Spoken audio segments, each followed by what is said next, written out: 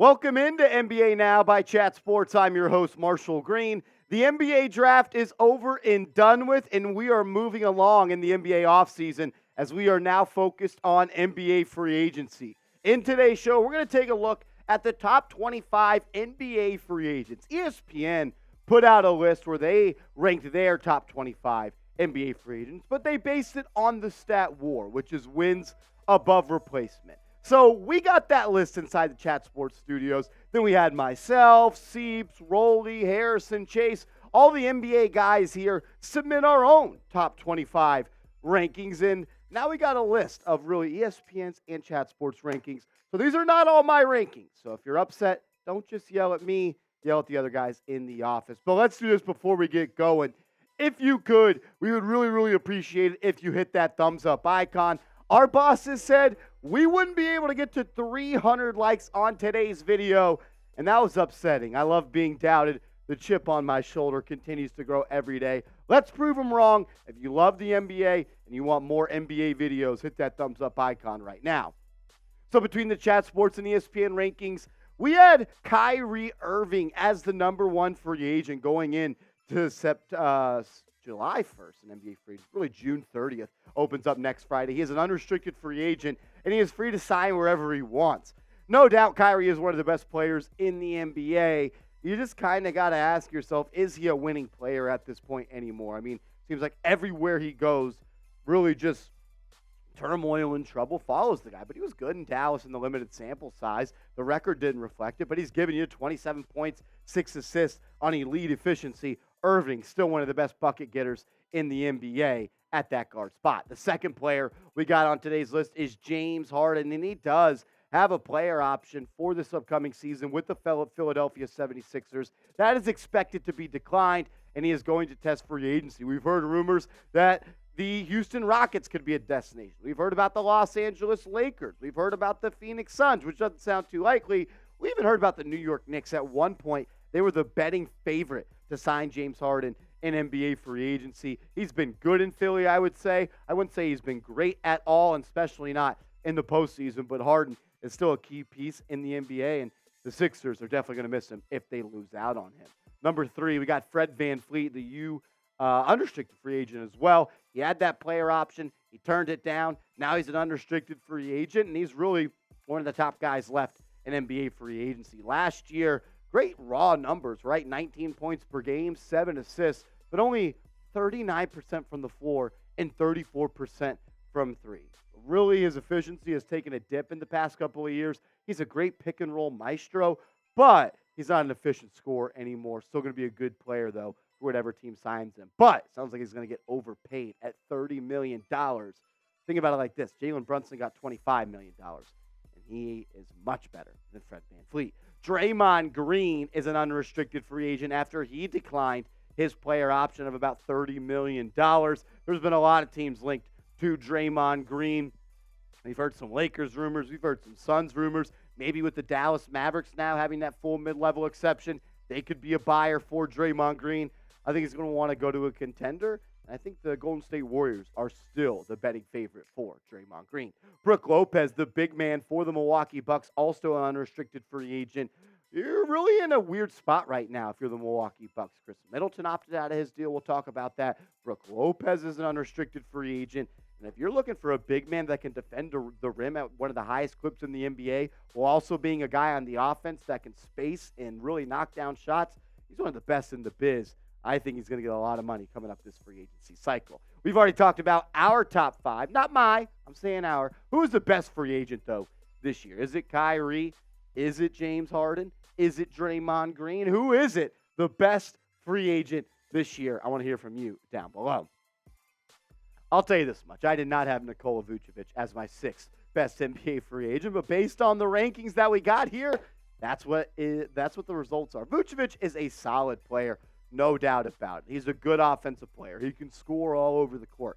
It's the defensive intangibles that kind of just, I guess, frustrates you as a fan. Reports are coming out via the Chicago Bulls and the beat reporters in that area that they intend to re-sign him. So it sounds like Vucevic is heading back to the Windy City, and he's going to be wearing the red and black as a member of the Chicago Bulls again. But if you want an offensive big, Vucevic, one of the top of this free agency class. One of my favorite players in this class, but I don't have him at number 7, is Donte DiVincenzo, the big ragu. Shout out to Big Tex, OG Big Tex. But DiVincenzo's a do-it-all player. I'm a big fan of the Villanova Wildcats. Man, all of those guys seem to just be winning players in the NBA. There's been rumors that there's a lot of love for DiVincenzo inside the Knicks front office. So if you're a Knicks fan, keep your eyes on Donte DiVincenzo, being a New York Knick and joining Josh Hart and Jalen Brunson.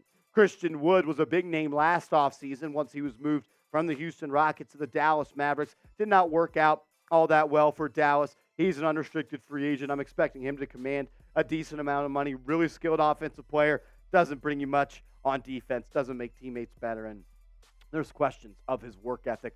But when you talk about offensive skill for a guy that size, he's elite at that, no doubt about it. Number 9, Cam Johnson. He is a restricted free agent, which means the Brooklyn Nets will have every opportunity to match a contract offer sheet if he does agree to sign with another team. I think you usually have 5 to 7 days to do that. Really good young player, can stretch the floor. Solid defensively, not an elite defensive player. He can shoot it, he can drive it, he can pass it. And when he gets hot, he's a knockdown shooter. I'm a big fan of Cam Johnson. We got him just inside the top 10. D'Angelo Russell closes out the top 10 of the top free agents.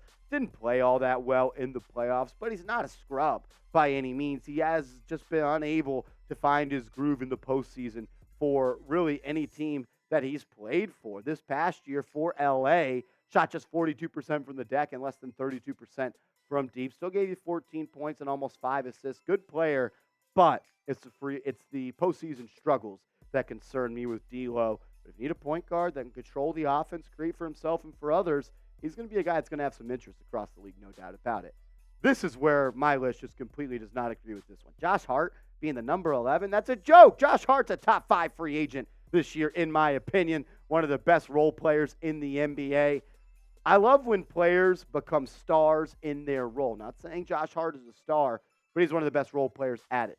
Didn't have the best postseason, but still really good, right? Almost 11 points per game, 7+ rebounds, 48% from the deck. But it's a three-point shot that really hurt him as well as the New York Knicks, and that's why they lost to the Miami Heat, connecting on just 31.3% of those. All signs point to the fact that Josh Hart is going to re-sign with the New York Knicks. Sounds like a 4-year, $72 million deal, $18 million on average. I think Josh Hart's back in the Big Apple with his homie Jalen Brunson. Austin Reeves from the Los Angeles Lakers next up on today's show. Just like Cam Johnson, he is a restricted free agent. The Lakers really still have control of his contract, and they got to do whatever it takes to bring him back. Love me some Austin Reeves, and man, in the playoffs, he was something that you had to watch. Can't miss TV. 17 points per game, just under 5 assists, but dang, the efficiency, man. That's what you're looking for. A hyper scorer, a guy that gets a lot of shot ups, but when you're connecting at 46% from the field and 44% from beyond the arc, you're good to you got the green light. And that's what Austin Reeves did, and I think he's going back to the Lakers. This is a guy that I think is also ranked 2-0. Khris Middleton declined his player option. He is going to be an unrestricted free agent. Didn't have the best year this past year for the Milwaukee Bucks, and the father time is definitely tugging on the jersey of Middleton, but he is still an elite defender, a good shot taker, a shot creator, and just a winning piece. He's someone that's given you 15 points per night this past year, 5 assists, 4 rebounds. It's just the efficiency that was a little bit low for me. I'm going to call this an outlier year. I think the injuries mess with Middleton a little bit. He's a much better shooter than 31.4% from downtown. And if he gets away from Milwaukee, they're going to have to do something to replace him because they are absolutely going to miss him and his veteran leadership. Some people are saying he's washed, though. I mean, look, some people had him as lower than 13 on this list, and that's why he came out here. So is he washed? Is he done so? Finito. Shout out to Chief. Type Y for yes. Type N for no.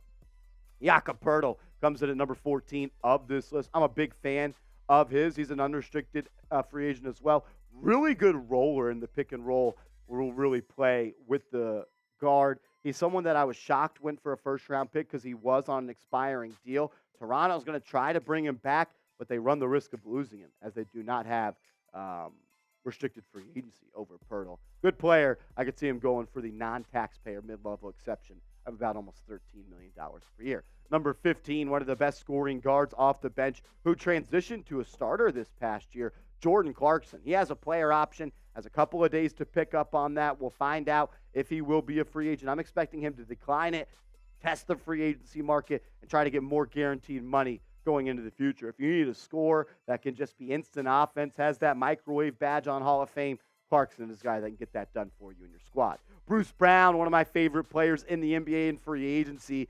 Him and Josh Hart are very similar in my opinion. Brucey's probably a little bit more skilled on the offensive end, but winning player, man. Rebounding when you need it, defense when you need it, makes a shot when you need to. He was a big piece for the Nuggets during that title run, and if you go back to that parade for the Denver Nuggets, Mike Malone, as he looked like Marshall Mathers up there and Slim Thug, drunk, saying, Brucey, he's coming back.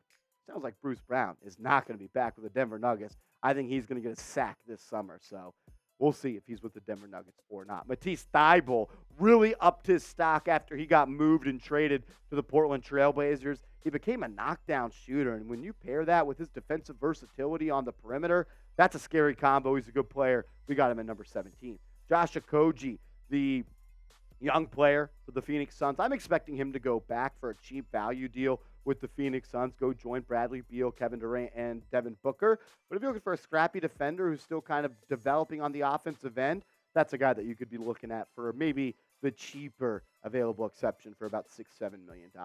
Kelly Oubre, a Chat Sports legend, 30K Oubre.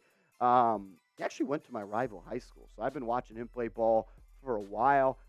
He's a good player. Needs to improve his outside shot, become more consistently there. I'd like to see more effort on the defensive end, but as a guy that was a five-star recruit out of high school going to Kansas, he's got the tools to be great. I'm just waiting for him to finally put it all together, and I'd like to see him play on a contender. He's definitely going to help a team wherever he goes. Jeremy Grant coming in at number 20 on this list. Didn't work out for Portland like a lot of people thought it could. People thought he and Damian Lillard could be a duo that can make noise in the Western Conference. Didn't work out. He's going to be a free agent. You're looking for a scoring number 4 that is versatile and gets downhill and an athletic guy.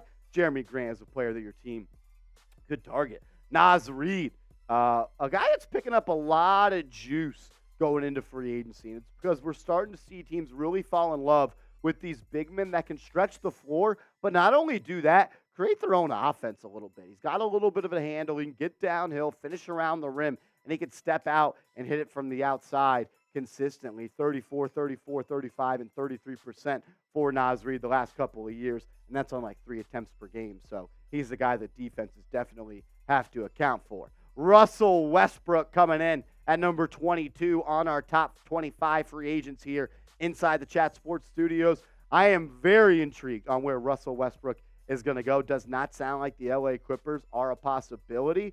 That could always change on a dime, but I'm expecting him to go to a team where he can have a role and help a team try to achieve the dream of competing for an NBA championship. PJ Washington coming in here at number 23. If you're looking for a tweener, 3-4, hard-nosed, can create his own shot, good defender, rebounder as well. PJ Washington is a player that you can get maybe $5-6 million per year, 3 years, $18-20 million.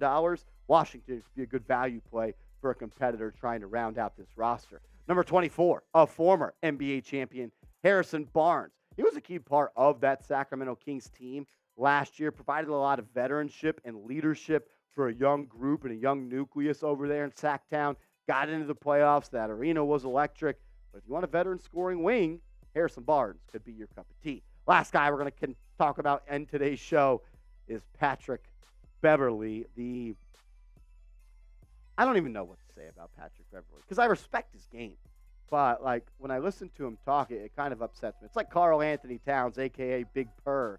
The more I hear him talk, the more he upsets me. But he's a winning piece. Looking for a scrappy defender, knock down some shots, locker room guy. Pat Bev could be one of your first or second guards off the bench. We're going to close out today's show asking you guys a question, though. Who do you want your team to sign in NBA free agency? Give me a name down below.